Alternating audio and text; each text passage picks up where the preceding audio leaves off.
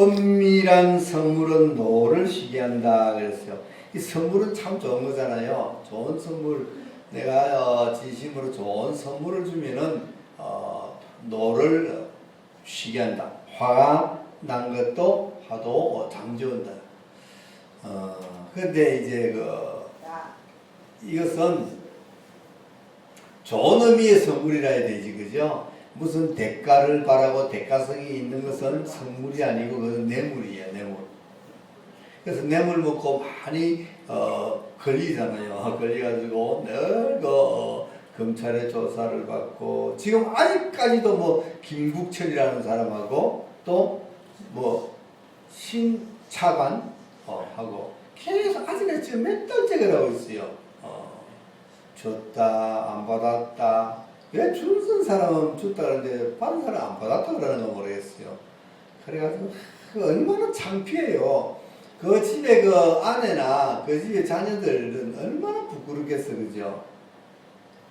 자녀들이 밖에 나가면은, 야, 너네 아버지 어제 또 집이 나왔더라.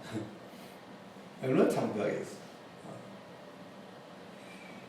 좋은 선물은 참 좋은 거예요. 우리가 좋은 선물은 할 수 있으면 하는 게 좋습니다. 내 마음을 담아서 꼭 뭐 비싼 거 외제 뭐 명품 이런 것이 아니라 진짜 내 마음이 담긴 것을 이렇게 선물하는 것은 참 좋은 것이죠. 그리고 또 화가 났던 사람도 선물을 받으면 또 화가 풀리고. 그래서 선물은 참 우리에게 필요한 것인데 그것을 이제 잘못 사용해서 뇌물로 주면은 이것이 이제 문제가 생기지요. 공의를 행하는 것이 의인에게는 즐거움이다. 바른 것, 어려운 것. 이 세상이 공의의 세상이 되면은 법이 잘 지켜지고, 그렇죠? 법이 잘 지켜지고, 상식이 통하는 그런 사회, 착하고 정직한 사람이 잘 사는 사회, 이것이 바로 공의의 사회입니다. 공의의 사회. 법보다도 더 중요한 것이 상식이에요, 상식. 법도 상식 위에 법이 있는 거지, 상식을 무시한 법은 잘못된 법이고. 어제 이제 한미 FDA 통과시켰잖아요. 그죠, 여당이. 우리나라에서 제일 지금 뭐 변화되고 개혁해야 할 부분이 지금 여의도인 것 같아요, 여의도. 정치. 제일 후진성이 많은 것이 우리 정치판에. 어제는 또 기록이 세웠죠, 그죠? 여의도 국회의사당 본당에서 체류탄을 던지는 세계 토픽이야, 세계 토픽. 뉴스하고 그 사람들 뉴스하면서 이상한 일이 벌어졌습니다 하고 세상에. 옛날에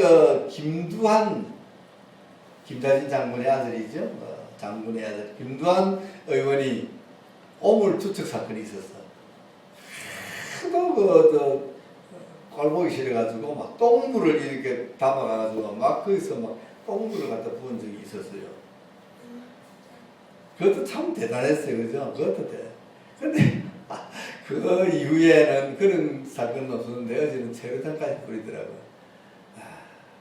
그러고는 막 하여튼 좀 보기가 민망하고 상식이 없는, 그죠?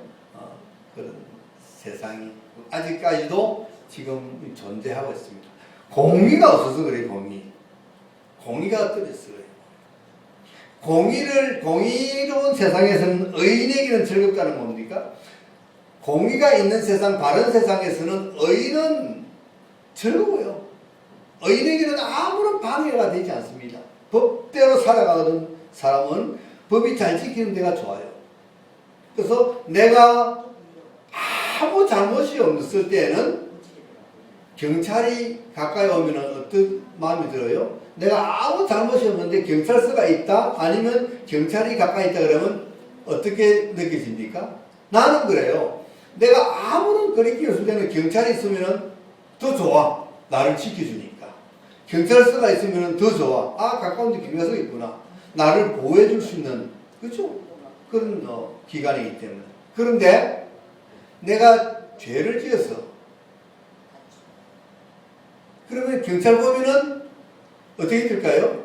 가슴이 조마조마하고 경찰을 하고 낯을 눈을 안 맞추려고 피하죠. 그걸 잡히 경찰서가 있으면 어디에요? 그 앞으로 안 지나고 돌아가죠. 바로 죄인은 그 나라가 공의로운 나라가 되면은 의인은 떳떳하게 평화롭게 진짜 자신감 있게 걸어다니는데 죄인은 숨어서 다니겠죠. 그런데 공의가 없는 사회가 되면 엉망진창 사회가 되면은 뭐가 팔쳐요? 파는 쳐요? 죄인들, 주무패들, 족복들이 팔치잖아요. 착한 사람들은 숨어서 그리고 피해 다녀야 되고 바로 그 이야기를 하고 있습니다. 세상이 공의로운 세상이 되면 의인은 편합니다. 즐겁습니다. 의인은. 그런 세상이 되어야 돼요. 그런 세상이. 어려운 세상, 공의로운 세상, 법과 상식이 우승하는 세상. 반대를 위한 반대를 하고 지금 막 환비협정이 그거 통과됐다고 막 그것을 뭐 빨간 띠 두르고 밤새도록 이거 하고 물론 조금 잘못된 것이 있을는지도 모르죠. 고쳐야 될 것도 있을는지 모르죠. 그러나 원칙적으로는 해야 된다. 원칙적으로. 이것은 이명박 대통령이 한 것이 아니고 그 앞에 노무현 대통령이 한 거거든요. 그때 지금 반대하는 사람들 그때 다 노무현 대통령 있을 때 다 그때 실권자들이에요. 노무현 그 사람들 그때 다 FTA 해야 된다 그랬어요. 해야 된다 그랬어요. 그런데 지금 와가지고는 이제 막 죽기 살기로 반대하는 거예요. 그건 안 돼. 통과시키고 고치면 또 고치면 되잖아요. 대통령이 약속했잖아요. 통과시켜 3개월 내에 고치겠다.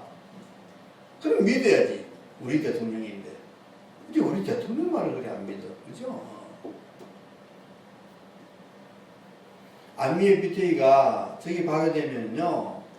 우리 경제가 굉장히 성장되고 압되는 거예요. 세계 강국으로 더 발돋움하는 겁니다. 반드시 해야 돼요. 반드시 해야 돼요. 해야 되는 건데 이제 거기에 뭐 조금 미숙한 점이 있었겠죠. 부족한데 그러면은 이제 고쳐나가고.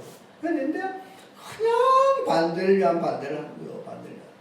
내년 총선을 의식하고 뭔가 좀 자기를 부각시키기 위해서 그런 게 많아요. 쇼맨십이. 대통령 나오려고. 농촌에서 국회의원 당선된 사람들은 어제 보니까 찬성 안 던지더라고요. 반대 아니면은 기권을 하더라고요. 왜? 한미 FTA가 발효되면 농촌이 제일 피해가 있기 때문에. 농촌. 그래서 그 찬성해 놔놓으면 다음에 내년 총선 때 농촌이 가면 농촌 찍어주겠어요? 안 찍어주니까 그 사람들은 나 그 사람들 이해하긴 해. 청천에서 나왔는데 그 찬성해버리면 고향에 가서 뭐라고 말하겠어요. 그래서 그 사람들은 참 안타까우시면 이해합니다. 그러나 투표에는 참석하고 그것은 기권하는 건 좋다 이거죠. 민주주의가 뭐가 좋아요? 다 가서 자기 의사를 밝히고 투표하는 거예요. 그래서 다수결의 원칙에 의해서 결정되면 되는데 이거는 그것을 무시하고 막 그냥 절탈 부리고 그냥 뭐 힘으로 막고 그런 세상은 공의의 세상이 아닙니다. 빨리 우리나라에도 정치가 선진국처럼 공의로 행하는 그런 정치가 되어야 될 것입니다. 명철의 길을 떠난 사람은 사망의 회중에 거한다. 이게 무슨 말입니까? 지혜와 명철이 없는 사람, 쉽게 말하면 즉 말해서 어리석은 사람은 어디에 있다고요? 사망의 회중, 죽은 사람 속에 있다. 그러니까 명철하지 못한 사람은 죽은 사람이랑 마찬가지다 이런 뜻이에요. 그래서 뭐라고 말하면 지혜를 가져라. 지혜를 가져라. 명철을 가져라. 그러기 위해서는 어떻게 된다? 하나님을 경외하고 하나님의 말씀을 잘 배워서 말씀 따라 순종하며 살면은 명철과 지혜가 우리에게 온다. 그래서 우리 학생들, 젊은 사람들 성경을 읽어서 성경의 지혜를 구해야 돼요. 성경의 지혜. 오늘 TV에 잠깐 보니까 어느 그 작가가 이제 그저 인터뷰하는 이야기 나오던데 그 사람도 이제 상당히 우리 교육의 문제에 대해서 관심이 많더라고요. 그래서 우리 학생들, 어린이들에게 읽혀야 될 것이 뭐냐게 가장 먼저 읽어야 될 논어예요, 논어.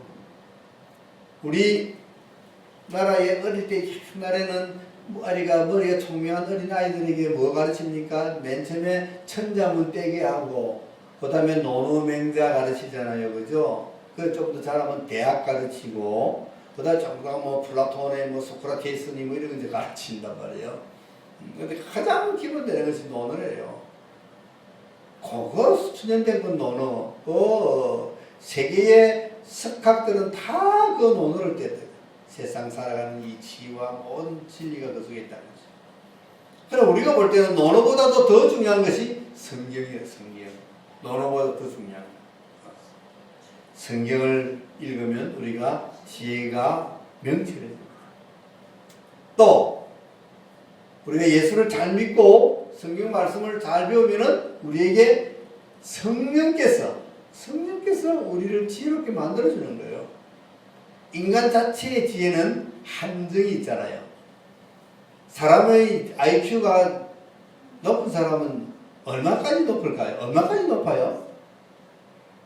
보통 140 넘어가면은 뭐 천재 뭐 이래 이야기하죠, 그죠? 근데 뭐 160도 나오고 그러잖아요, 그죠? 그런데 하나님의 IQ는 그것보다 훨씬 더 많아, 더 높아. 그 IQ를 배워야 돼. 그 IQ는 누가? 성령이 우리에게 가르쳐 주는 거예요, 성령이. 그래서 그 성령이 우리에게 가서 우리에게 가르쳐 주면 우리는 명철한 길로 걸어갈 수 있는 거예요. 생명의 길로 걸어갈 수 있는 거예요. 근데 명철하지 못한 사람은 사망의 길을 걸어간다, 사망의 길. 살아도 죽은 자와 같은 사망의 길. 연락을 좋아하는 자. 연락을 좋아하는 자가 뭐죠? 먹고 마시고 춤추고 노래하고 노는 것, 이것이 연락입니다. 향락입니다. 쾌락입니다. 이것을 좋아하는 자는 가난하게 됩니다. 가난하게 됩니다. 우리 돌아온 탕자 누가복음 15장에 보면은 비유가 나오죠. 돌아온 탕자.